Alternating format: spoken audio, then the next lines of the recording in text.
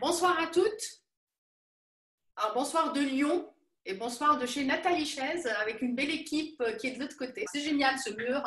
Et je vous souhaite une bonne soirée, une bonne continuation. Je rejoins les filles. Voilà, cette soirée a été organisée par DFCE pour DFCE. Avant de passer la parole aux intervenantes, aux experts, et vous avez bien entendu, j'ai parlé d'intervenantes parce que ce soir, on est juste entre filles et c'est vraiment très, très chouette. Je vais laisser la parole à notre très chère présidente Anne-Sophie Pansery. Bonjour les FCE, nous avons chacune d'entre nous un secret et un rêve, et j'ai fait un rêve, être utile. J'ai vécu des grands moments de solitude ces dernières semaines et je n'avais de cesse de vouloir vous voir. Pour juste me donner le droit de rire, de m'inspirer dans cette période de tourmente. Et nous voilà ensemble pour cette première soirée Figitale. Soirée pour des femmes formidables. Je parle de vous, les FCE. Confucius disait « Celui qui pose une question risque de passer pour un sot. Celui qui ne s'en pose pas est sûr de le rester. » Et maintenant, qu'est-ce que je fais? Et maintenant, qu'est-ce que l'on fait? Ensemble, les FCE sont invincibles. L'histoire nous l'a montré et c'est vrai encore aujourd'hui. Je suis fière de vous. Je suis fière de votre soutien entre FCE dans vos délégations, dans vos régions et à travers toute la France. Ce soir, j'ai rêvé un FCE Night 100% féminin qui va nous permettre ensemble de nous inspirer, de trouver des pistes et des solutions pour nos entreprises, de se soutenir les unes les autres, mais aussi de lâcher prise, de prendre du plaisir à nous retrouver ensemble et apprendre. Merci Anne-Sophie. Ton discours était vraiment émouvant, inspirant, enthousiasmant, voire exaltant. Il y a 4 ans, Christiane Lambert était avec nous pour notre premier FCE Day. Elle a accepté d'être avec nous pour mon dernier FCE Day, devenu FCE Night de ma mandature. Vous avez parfaitement raison. Les femmes ont joué un rôle essentiel. Plein de personnes invisibles sont devenues visibles. Et ce dont nous souffrons un petit peu au fond de nous-mêmes tout au long de l'année, tout au long de nos carrières, de nos vies, finalement, le Covid a changé beaucoup de choses et a rendu plein de gens invisibles, visibles. Et ça, c'est formidable et reconnu par les plus hautes autorités de l'État. Je vais corriger un chiffre. C'est 25% de femmes, 25% de femmes chefs d'entreprise agricoles, en agriculture. C'est de plus en plus de femmes, de plus en plus de jeunes femmes qui rejoignent le métier d'agriculteur, d'agriculteur. Aujourd'hui, les agriculteurs français sont très fiers d'avoir tenu, quand dans d'autres pays, ce n'est pas le cas. Maintenant, qu'est-ce que je fais? Moi, je vous invite à garder ces bons réflexes, de regarder d'où provient l'alimentation, de vous dire que 3 fois par jour dans votre assiette, il y a le travail d'un agriculteur, d'une agricultrice. Un quart des agriculteurs sont des agricultrices.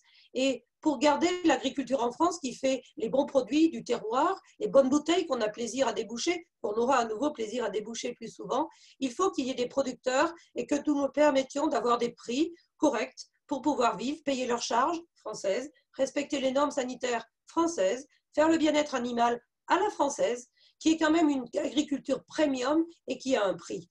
C'est tout cela que nous avons tiré comme enseignement de cette crise Covid. Alors, et maintenant, qu'est-ce que je fais? Je pense encore demain à ces agriculteurs qui ont travaillé pour me nourrir et j'achète des produits français et ça sera le plus beau compliment, le plus beau remerciement que vous ferez aux agriculteurs et aux agricultrices françaises. Encore merci pour ce témoignage. C'est toujours un plaisir de vous avoir.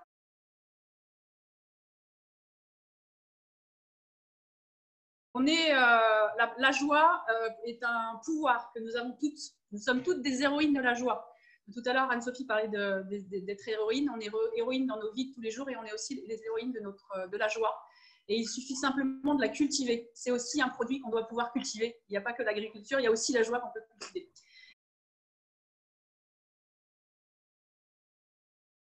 Donc, pendant longtemps, par exemple, on a pensé que diriger, décider, changer étaient considérés comme des processus rationnels, et même c'est des processus réservés à l'homme qui étaient pendant longtemps considérés comme l'être plus rationnel que la femme. Même Jean-Jacques Rousseau le croyait.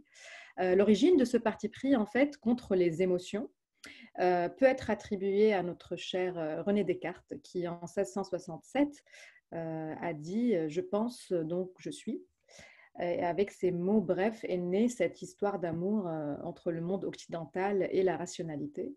En réalité, cette phrase ne rend pas compte de la fluidité de l'organe qui est notre cerveau et du rôle des processus émotionnels dans tous les processus mentaux, surtout en temps d'incertitude.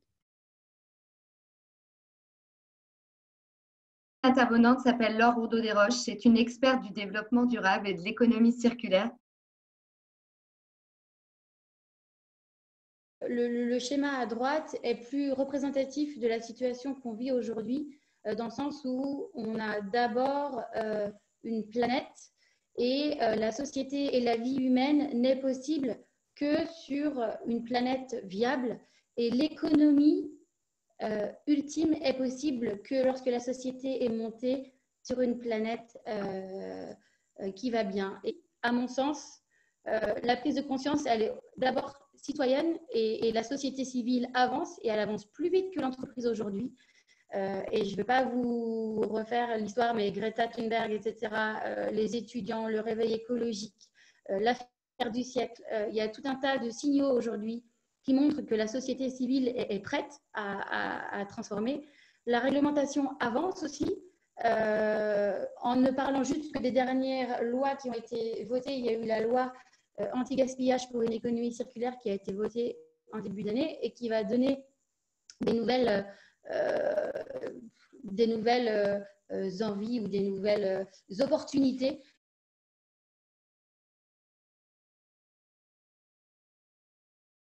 Notre dernière intervenante experte, c'est Evelyne Platnik-Cohen. Alors, je vais oser le mot, je vais vous dire, c'est une papesse de la vente. Elle a fondé la société Booster Academy. Et Booster Academy est devenue une référence en termes de formation, de tout type de formation à la vente et au commercial de façon générale. La situation actuelle nous a obligés à parfois, souvent même, à revoir nos modèles économiques, à nous adapter très rapidement. Mais parfois, elle nous a aussi obligés à subir une situation qu'on n'avait pas vue venir.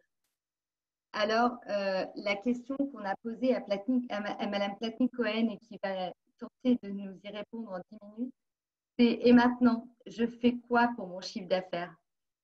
On avait perçu dans nos métiers que on avait déjà des risques très très importants. On voyait le risque des gilets jaunes, on a vu le risque des attentats. Donc on a pu intégrer l'ensemble de ces risques dans nos business.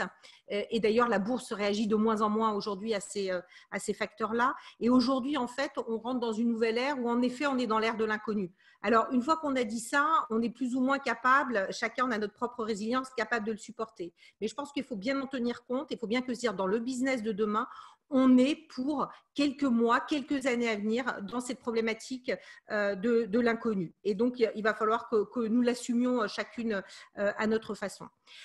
Plus précisément par rapport à nos business, on va vous parler de macroéconomie très souvent.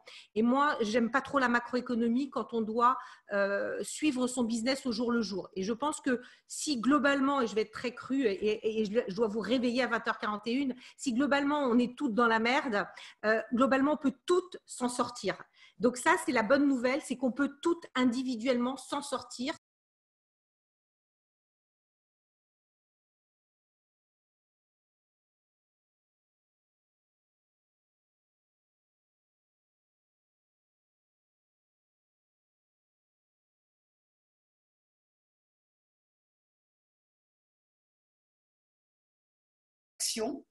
Depuis 4 ans, les FCE, vous remplissez mon cœur.